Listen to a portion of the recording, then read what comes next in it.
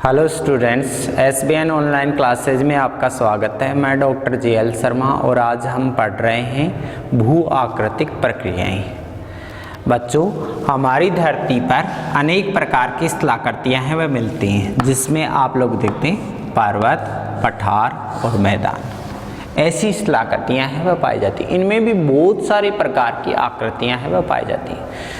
मुख्य रूप से धरातल पर है वह धरती को माना जाता है सूर्य से है वह अलग हुई, और इस अलग होने के कारण है वह धीरे धीरे ठंडी हुई।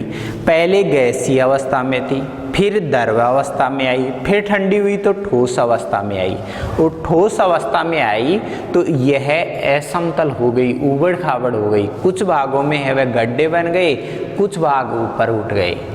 तो जो भाग है वह गड्ढे बने, वहाँ पर बारिश हुई और बरसात होने से है वह पानी भर गया, और इससे है तालाब है, झील है, सागर हैं या बड़े रूप में महासागर हैं। ऐसी भू आकृतियों का है वह निर्माण हुआ। ऐसे ही यदि वो ऊपर उठ गए इस कारण से स्थलखंडों के रूप में पाए जाते हैं, और जो स्थलखंडों के रूप में पाए जाते हैं उनके अंदर महाद्वीप बने, और उन महाद्वीपों के अंदर कई सारे है वह देशों की उत्पत्ति है वह हुई है। तो सबसे पहले जो धरती के भू आकार है वह कहलाते हैं फर्स्ट प्रकार के भू आकार,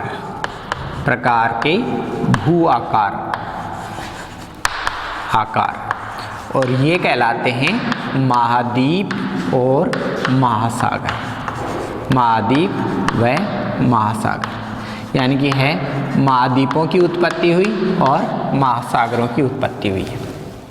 मैंने जो पहले वीडियो बनाए उनके अंदर महाद्वीप और महासागरों के बारे में है वह वर्णन दिया था, जिसमें वैगनर का महाद्वीपीय प्रवाह सिद्धांत था, उसकी है वह व्याख्या की थी। और ये धरती के फर्स्ट भू आकार कहलाते हैं। जो सेकंड भू आकार कहलाते हैं, धरती के ऊपर है वह प्लेटों में हलचल हुई, और उन प्लेटों में हलचल होने के कारण ये महाद्वीप और महासागर एक दूसरे की ओर है वह खिसके, और खिसकने से कहीं ना कहीं है वह टकराहट अवरोध पैदा हुआ, जिसके कारण वलित पर्वत श्रेणियां उत्पन्न हो गई।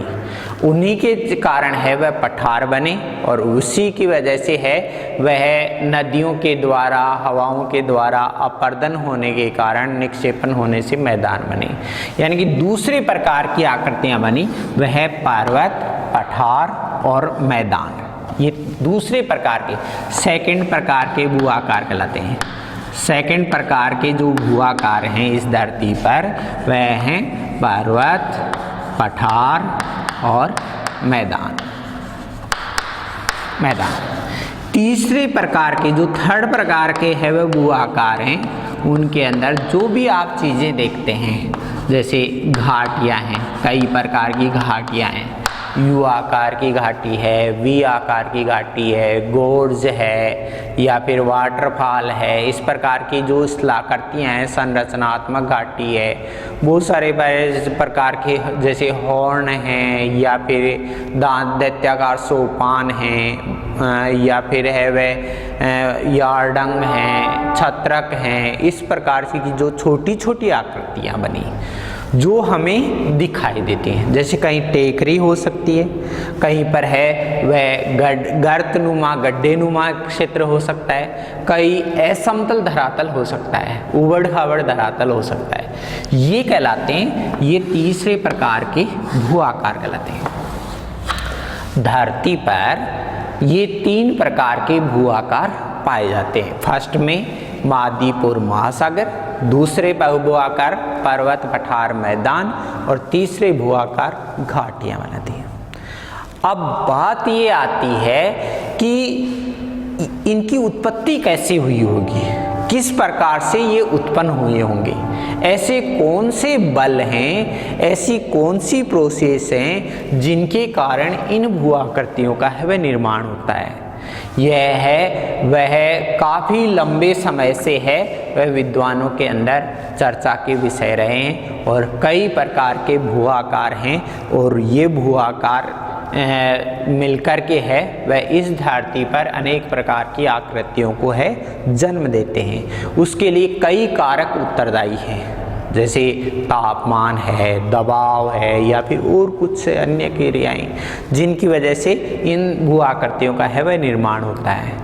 अब इन भू निर्माण के अंदर इससे पहले है वह मैं थोड़ा सा है पहले भी इनके बारे में है वह बता चुका हूँ। हमारी धरती के अंदर देखा जाए तो अंदर के भागों में, भूगर्भ के भाग में जिस भाग के ऊपर अपन रहते हैं उसको है वह क्रस्ट कहते हैं। क्रस्ट कहते हैं। जिस पार्ट के अंदर अपन रहते हैं उसको क्रस्ट के नाम से जाना जाता है। ये ऊपरी परत है जिसको इंग्लिश के अंदर सियाल परत भी कहते हैं। सियाल परत, सियाल का मतलब होता है, SI का मतलब सिलिका, AL का मतलब होता है एल्यूमिनियम, ये रूप है।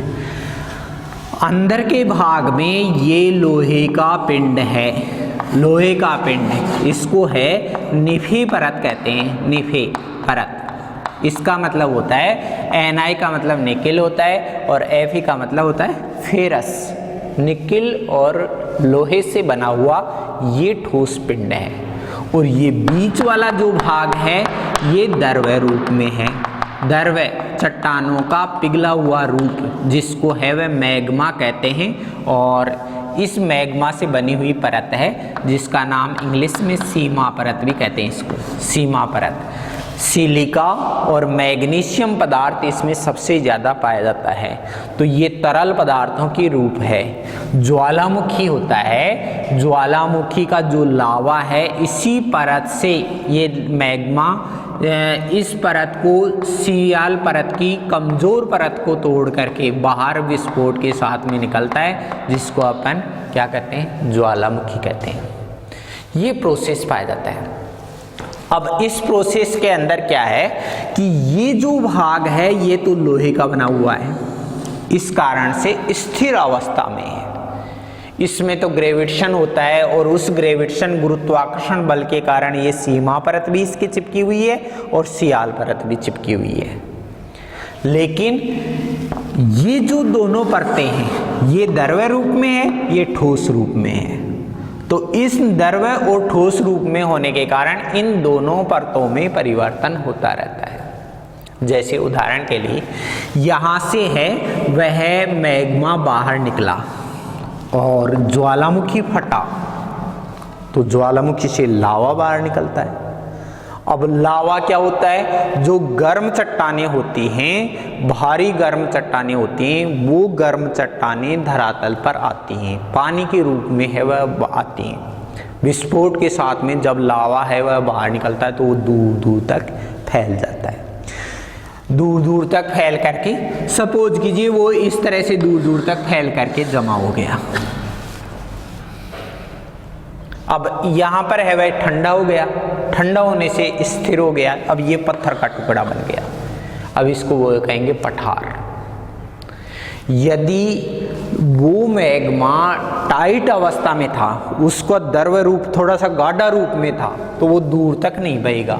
वो क्या होगा, यहाँ पर इकट्ठा होता चला जाएगा। क्या बन जाएगा, पहाड़ बन गया, पहाड़ बन गया। ऐसे पर्वत और पठारों का निर्माण हुआ है। कभी ये चट्टानें हैं, अब ये चट्टान है तो यहाँ से लावा बाहर निकल गया तो ये जगह क्या हो गई, खाली हो गई। अब ये भाग इस जगह को भरने के लिए ये पार्ट क्या होगा, धंसेगा, धंसेगा और धंसेगा तो यहाँ पर बन गया, गड्ढे बन गए। ये भाग ऊपर उठ गया, ये नीचे धंस गया। अब ये धंस गया तो लंबे समय तक नदियों ने इसको काट काट करके मिट्टी जमा कर दी। ये क्या बन गया, मैदान बन गया। तो ऐसे पर्वत पठार मैदानों की उत्पत्ति हुई है जो एक दूसरे से जुड़े हुए हैं, एक दूसरे से जुड़े हुए हैं और पर्वत पठार मैदानों की उत्पत्ति होती है। इन भू-आकृतियों का है वह निर्माण होता है। एक स्कॉटिश विद्वान था जिसका नाम था जेम्स हटन। जेम्स हटन और इस जैसन स्कॉटलैंड का रहने वाला था, स्कॉटिश विद्वान था। इसने एक रूपतावाद का सिद्धांत दिया था। एक रूपतावाद का सिद्धांत का मतलब है कि उसने कहा था कि इन स्थलाकृतियों का, भू आकारों का न कोई आदि है और ना कोई अंत है। न कोई आदि है न कोई अंत है। आदि का मतलब होता है प्रारंभ, यानी कि इन स्थलाकृतियों का न तो कोई प्रारंभ है और ना कोई अंत है। कहने का मतलब जो आपको इस धरती पर पर्वत, पठार, मैदान दिखाई देते हैं वो कभी भविष्य में नहीं थे। भविष्य में वो पर्वत, पठार, मैदान इस धरती पर थे ही नहीं, ये बाद में बने। और दूसरी बात ये है कि जो आज दिखाई दे रहे हैं वो भविष्य में नहीं रहेंगे, वो भविष्य में नहीं रहेंगे। उदाहरण के लिए अरावली पर्वतमाला, ये वर्ल्ड की सबसे प्राचीन पर्वतमालाओं में से एक है। कभी हिमालय की तरह ऊंचे पहाड़ हुआ करते थे, लेकिन नदियों ने काट काट करके हवाओं, नदियों ने अपर्दन करके और लगभग लेवलिंग कर दिया, आज दुनिया के अवशिष्ट श्रेणी के रूप में खड़ी हुई है। जिस भाग में आप हिमालय पर्वतमाला देखते हैं, वर्ल्ड की सबसे ऊंची पर्वतमाला हिमालय पर्वतमाला देखते हैं, वास्तव में ये हिमालय पर्वतमाला था ही नहीं। वहाँ तो महासागर था, टेथिस महासागर था, और उस महासागर में नदियों के द्वारा है वह मिट्टी डाली गई। जब वो महासागर भर गया तो है वह प्लेटें खिसकी और उनके वलन करने से पहाड़ियाँ ऊपर उठ गई, जिनको अपन हिमालय पहाड़ के नाम से जाना जाता है। इसलिए उस विद्वान ने, जेम्स हटन ने कहा कि जो आज आप हिमालय पहाड़ देखते हो पहले नहीं था, और जो आज देख रहे हो वो भविष्य में नहीं रहेगा। कहने का मतलब इसको सिंधु और उसकी सहायक नदियाँ, ब्रह्मपुत्र और उसकी सहायक नदियाँ, गंगा और उसकी सहायक नदियाँ, यांगटी सिक्यांग नदी और उसकी सहायक नदियाँ निरंतर काट करके लाखों करोड़ों टन मिट्टी ले जा कर के और मैदानों में जमा कर देती हैं। तो ये निरंतर घर्षित भी हो रहा है, घट रहा है। ये धीरे धीरे लाखों साल के अंदर है वह बट करके और ये दोबारा से है वह लेवलिंग हो सकता है। तो ऐसे है वह परिवर्तन इस धरती पर होते रहते हैं। अब इस परिवर्तन का कारण क्या है?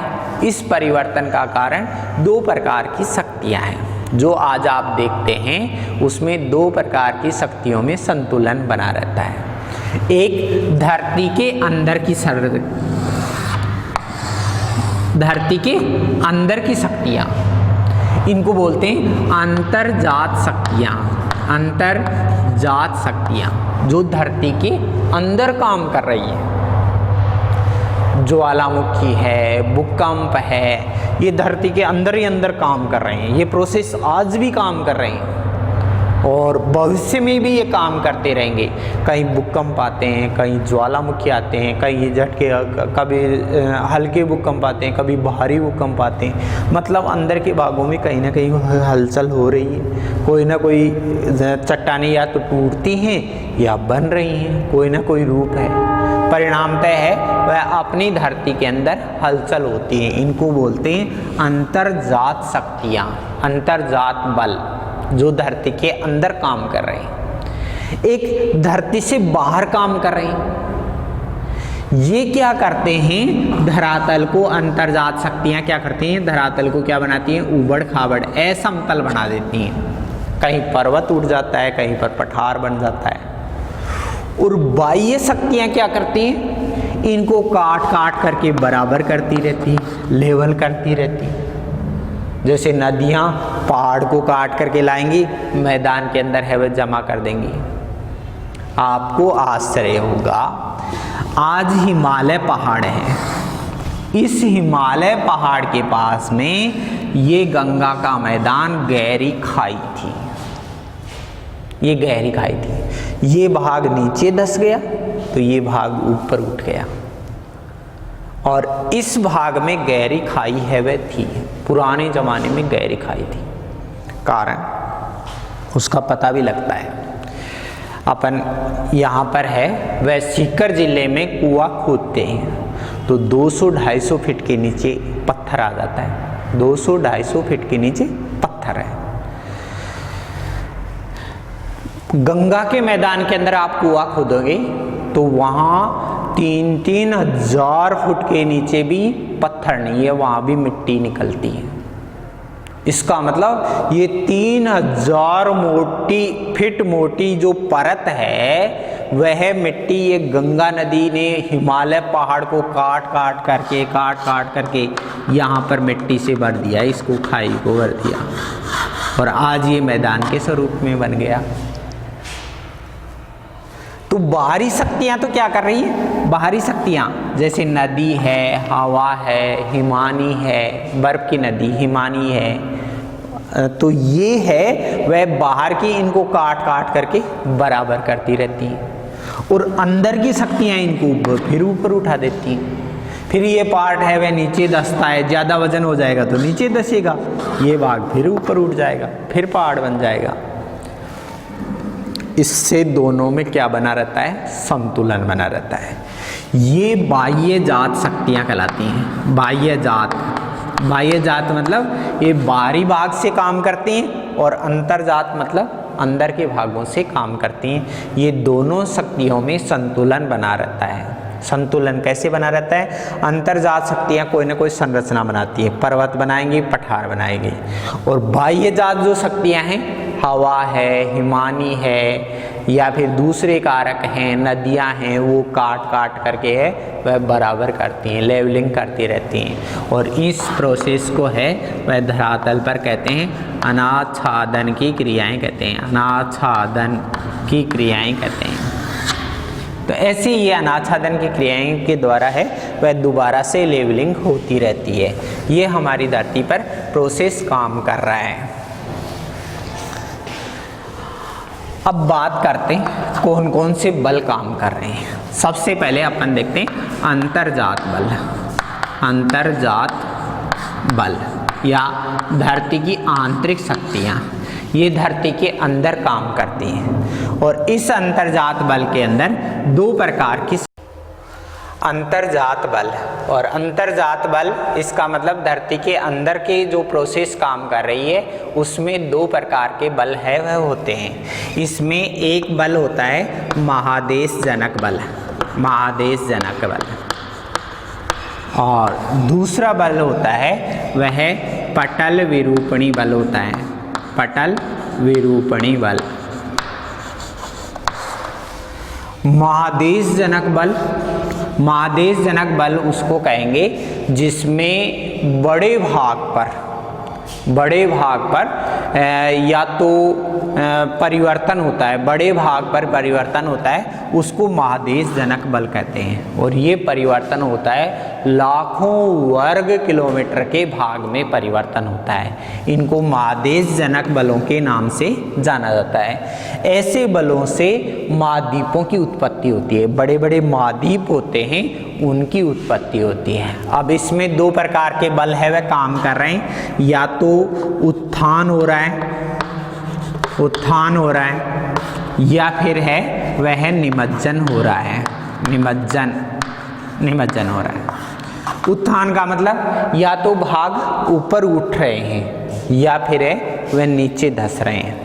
आपको आश्चर्य होगा, जिस स्थान पर हम पढ़ा रहे हैं, जिस स्थान पर हम बैठे हैं, सीकर डिस्ट्रिक्ट में श्री माधोपुर, इस भाग में किसी न किसी समय में टेथिस महासागर के अवशेष माने गए हैं। यहाँ पर किसी समय में महासागरीय पार्टीशन था, टेथिस महासागर का भाग रहा हुआ है।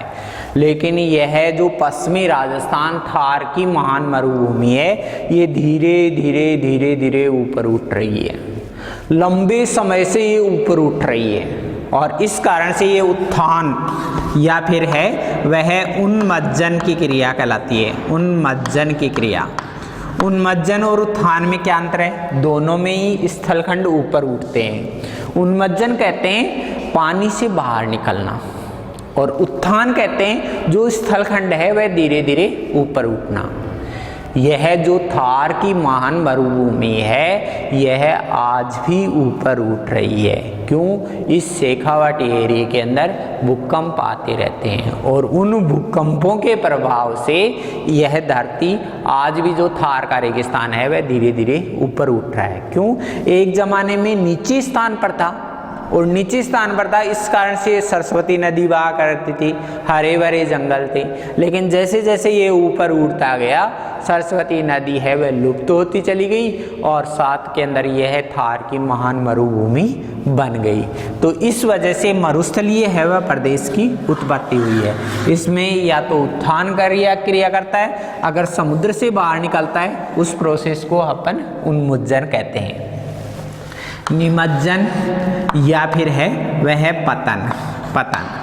पतन में क्या होता है कि घाटियाँ बनती हैं, भ्रंश घाटियाँ वगैरह है वह तैयार होती हैं। तो ये है वह नीचे धंसते हैं। एक बड़ा भाग यदि समुद्र में समाहित हो जाता है तो उस प्रोसेस को निमज्जन का रूप कहते हैं। ये महादेश जनक शक्तियाँ होती हैं, इनसे महाद्वीपों की उत्पत्ति होती है। कहने का मतलब बड़े भाग में परिवर्तन होता है। एक पटल विरूपणी बल होता है। पटल विरूपणी बल का मतलब होता है ये थोड़े छोटे भाग में परिवर्तन होते हैं और जो ऊपरी धरातल है उस पटल के अंदर विरूपण आ जाता है, यानी कि परिवर्तन आ जाता है। पटल है वह चेंज होती है, बदलाव होते हैं। वो बदलाव कैसे होते हैं? इसमें दो घटक है वह प्रोसेस काम करते हैं, या तो तनाव काम करता है या फिर संपीड़न काम करता है। ये अल्पकालिक शक्तियों के रूप में होते हैं। अल्पकालिक शक्तियाँ जो थोड़े से समय के अंदर काम होता है, ये तनाव या संपीड़न। तो इस तनाव के कारण, तनाव की वजह से क्या होता है कि जैसे दो चट्टानें,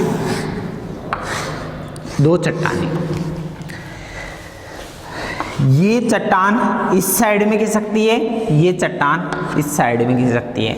इस प्रोसेस को कहते हैं तनाव। तो दो चट्टानों के अंदर एक दूसरे के विपरीत दिशा के अंदर खिंचाव होने से उसमें तनाव उत्पन्न होता है। तनाव होने से ये पार्ट क्या होगा? खुलेगा तो अंदर से लावा बाहर निकलेगा और बाहर निकल करके ये स्थलखंड के ऊपर जमा हो जाता है। इस प्रोसेस को तनाव के नाम से जाना जाता है।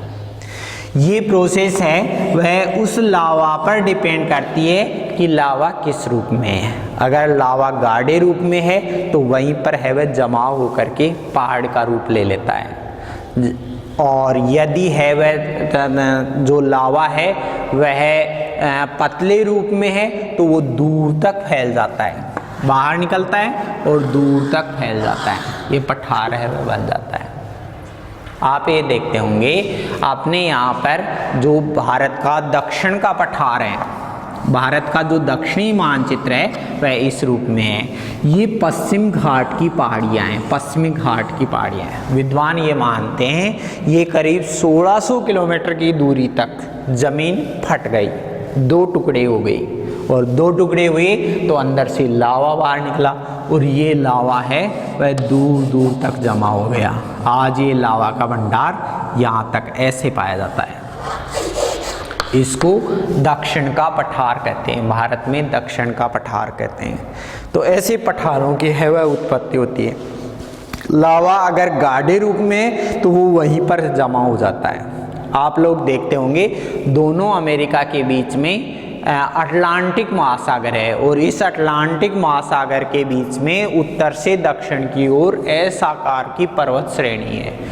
महासागर के बीच में पर्वत श्रेणी है। ऐसा माना जाता है कि इस पर्वत श्रेणी की उत्पत्ति है वह दोनों अमेरिका थी, वह खिसकने से, दोनों अमेरिका खिसके तो महासागर के बीच में दरार पड़ गई, खाई पड़ गई, तो वो अंदर से लावा बाहर निकल रहा है, तो पानी होने की वजह से वहीं पर ठोस होकर के जमा हो गया। करीब 5000 किलोमीटर लंबी पर्वत श्रेणी की उत्पत्ति हो गई। तो यह जो रूप हुआ वह तनाव की वजह से उत्पन्न होता है, जब दो चट्टानें एक दूसरे की साइड में है वह खिसकती हैं, इसको तनाव कहते हैं। यह संपीड़न रूप में, संपीड़न का मतलब होता है कि जब दो चट्टानें एक दूसरे की ओर खिसक जाती हैं, दोनों एक दूसरे की तरफ दबाव पड़ रहा है, तो दबाव पड़ने के कारण क्या होगा कि जैसे हम कोई वायर लेते हैं, लोहे का तार लेते हैं और इस तार को दोनों साइड से दबाओ, ये तार क्या होगा, ऐसे मुड़ जाएगा, ये ऊपर बढ़ उठ गए, ये पहाड़ कहलाए, जो धंस गए ये झीलें, तालाब, ये भी भर गई मिट्टी से तो मैदान बन गई। तो ऐसे इनकी उत्पत्ति हुई है। आप देखते होंगे भारत के उत्तर में, भारत का जो मानचित्र है, मानचित्र का रूप है,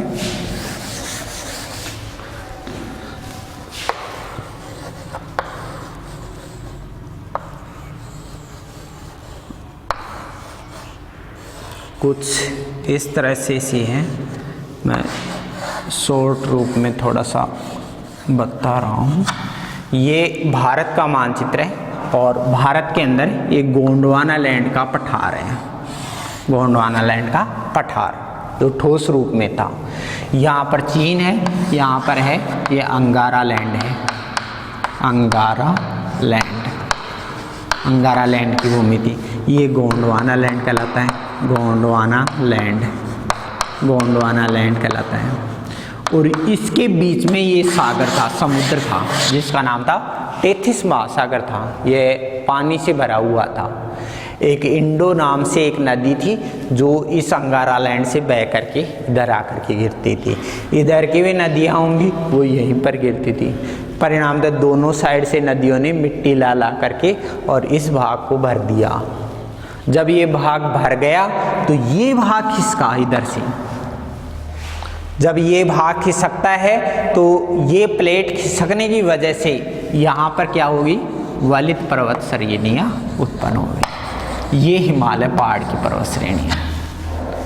ये पर्वत श्रेणियाँ कैसे बनी, जैसे एक बार झटका लगा तो एक पर्वत श्रेणी की उत्पत्ति हुई, फिर दबाव लगा कुछ साल बाद में, ऐसे है वह 4 पर्वत श्रेणियाँ है वह पाई जाती हैं, एक साथ लाइन से पाई जाती हैं। ये धक्कों की वजह से, जैसे कुछ दिन तक स्थिर रह गया, फिर धक्का लगा तो दूसरी पर्वत श्रेणी बन गई, फिर है वह कुछ दिन तक स्थिर रह गई, फिर धक्का लगा, तीसरी पर्वत श्रेणियों की उत्पत्ति हुई।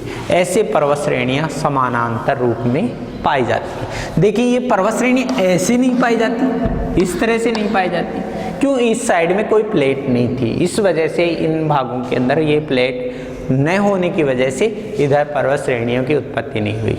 यहाँ पर ये दोनों ठोस प्लेटें थी तो इन प्लेटों के टकराव की वजह से इन हिमालय पर्वतों का निर्माण हुआ है। तो ऐसे इसको बोलते हैं संपीड़न बोलते हैं, इस प्रोसेस को संपीड़न बोलते हैं। जो भाग ऊपर उठ जाते हैं वो पर्वत बन जाते हैं, जो भाग नीचे धंस जाते हैं या तो झील बन जाती हैं या फिर तालाब बन जाते हैं। और इन झील और तालाबों के अंदर भी मिट्टी जब नदियां ला करके जमा कर देती हैं तब यहाँ पर मैदानों की उत्पत्ति होती है। ऐसे ही इसमें पटल विरूपणी में दूसरी इसमें प्रोसेस काम करती, जैसे कुछ अल्पकालिक शक्तियाँ भी काम करती हैं और इनके अंदर शक्तियों के अंदर होती वह भूकंप, वह ज्वालामुखी, ज्वालामुखी। ये आकस्मिक शक्तियाँ होती हैं और आकस्मिक शक्तियों के अंदर भूकंप व ज्वालामुखी शामिल होते हैं। भूकंपों के अंदर जब धरातल के अंदर के भागों में चट्टाने टूटने या फिर है वह हलचल होने से धरती पर कंपन होता है, इसको है वह भूकंप कहते हैं। भूकंप से बड़ी मात्रा में चट्टाने टूटती हैं और टूटते हैं तो या तो झीलें बन जाती या फिर है वह नई संरचनाओं का निर्माण होता है। कई जगह दरारें पड़ जाती हैं, कई जगह भ्रंश उत्पन्न होते हैं। तो ऐसी है वह भूकंप का है वह रूप होता है। और ऐसे ही ज्वालामुखी का रूप होता है। तो ज्वालामुखी के अंदर से सीमा परत का लावा सियाल परत की कमजोर परत को तोड़कर बाहर निकलता है। तो बाहर निकल करके जमा हो जाता है तो नई संरचनाओं का है निर्माण करता है। तो इनको ज्वालामुखी के नाम से जाना जाता है, जिनसे पर्वत पठारों की उत्पत्ति होती है। ये आकस्मिक रूप में होती हैं, अचानक है वह घटनाएं घटित होती हैं। तो ये अंतर्जात शक्तियाँ थी। अंतर्जात शक्तियाँ दो प्रकार की, महादेशजनक शक्तियाँ और दूसरी पटल विरूपणी शक्तियाँ। महादेशजनक जो शक्तियाँ होती हैं उनके अंदर या तो उत्थान होता है, या तो ऊपर उठते हैं, या फिर है वह नीचे धंसते हैं। इन भागों में बड़ी दूरी में परिवर्तन होता है, इस कारण से हमें कभी कभी एहसास भी नहीं होता। यहाँ के भागों में भूकंप आते रहते हैं, इसका मतलब ये भाग आज भी ऊपर उठ रहा है। तो यह है या तो ऊपर उठ रहा होता है या नीचे धंस रहा होता है। ये पटल महादेशजनक बल कहलाते हैं। दूसरा पटल विरूपणी बल कहलाते हैं। पटल विरूपण, पटल विरूपण होते हैं वह दो रूपों में होते हैं, एक अल्पकालिक होते हैं, एक दीर्घकालिक होते हैं। अल्पकालिक में भूकंप और ज्वालामुखी, और दीर्घकालिक में या तो है वह तनाव होता है चट्टानों में या संपीड़न होता है। तनाव में दो चट्टानें एक दूसरे के विपरीत खिसकती हैं, अंदर से लावा या मैग्मा बाहर निकलता है, जिससे नई संरचना का निर्माण होता है। कई बार क्या होता है कि जिस तरह से मान लीजिए दो चट्टान है और ये भाग इधर खिसक रहा है, ये भाग इधर खिसक रहा है। अब तनाव की वजह से ये भाग है वह क्या करेगा, नीचे धंस जाएगा, नीचे धंस गया, ये गड्ढा बन गया। ये भाग इधर खिसकी, ये भाग इधर खिसका, ये भाग टूट करके नीचे धंस गया। इसको बोलते हैं भ्रंश घाटी, भ्रंश होना, फॉल्ट जिसको कहते हैं। भारत के बीच में इधर विंध्याचल पर्वतमाला है, इधर सतपुड़ा पर्वतमाला है। ये कभी किसी जमाने में एक ही थे, लेकिन ये भाग इधर खिसका, ये भाग इधर खिसका, तो बीच में भ्रंश उत्पन्न हो गया, और भ्रंश उत्पन्न होने से ये गड्ढा बन गया। गड्ढा बन गया तो आज है वह इन दोनों पर्वतों का, इसके ढालों से, इस विंध्याचल के पहाड़ के ढाल से भी पानी आता है, सतपुड़ा के ढाल से भी पानी आता है, और यहाँ से है वह नदी बन गई। ये नदी बन गई जिसको आज आप नर्मदा नदी बोलते हैं। ये नर्मदा नदी भ्रंश घाटी के अंदर ही प्रवाहित होती है। लंबी दूरी तक गुजरात और महाराष्ट्र में लंबी दूरी तक ये भ्रंश उत्पन्न हो गया, और भ्रंश उत्पन्न होने से घाटी उत्पन्न हो गई। घाटी उत्पन्न होने से जो पानी, बारिश का पानी है, वह बह करके छोटे छोटे नालों से नदी का रूप ले लेता है, और ये नदी नर्मदा नदी के रूप में है वह गिरती है। तो ऐसे भ्रंश घाटियाँ भी है वह उत्पन्न हो जाती हैं। कुछ भागों के अंदर एक ग्राबेन आकृति बनती है, ग्राबेन, ग्राबेन, और ये बनती है होर्स पर्वतों पर। ये उसमें क्या होता है कि जैसे दो क्रमिक, यहाँ पर ये पार्ट है और यहाँ पर एक भ्रंश यहाँ उत्पन्न हुआ और दूसरा भ्रंश है वह यहाँ पर उत्पन्न हुआ, लेकिन ये भाग है वह इधर खिसका और ये भाग इधर खिसका। तो दोनों के भाग खिसकने के कारण ये जो टुकड़ा है यह निकल कर के ऊपर उठ गया, ऊपर उठ गया, तो पहाड़ बन गया। ऐसे पर्वतों को हॉर्स पर्वत कहते हैं, हॉर्स पर्वत, हॉर्स पर्वत कहते हैं। और यदि दो हॉर्स पर्वत समान से बन जाएं तो बीच में घाटी बन जाएगी। इन घाटियों को ग्राबेन कहते हैं, ग्राबेन के नाम से जाना जाता है। ऐसे ही इनकी उत्पत्ति होती है। और दूसरे रूप में होते हैं आकस्मिक शक्तियाँ, जिनके अंदर भूकंप व ज्वालामुखी होते हैं और इनके द्वारा नई नई संरचनाओं का निर्माण होता है। इसी के साथ अपना ये टॉपिक है कंप्लीट है। थैंक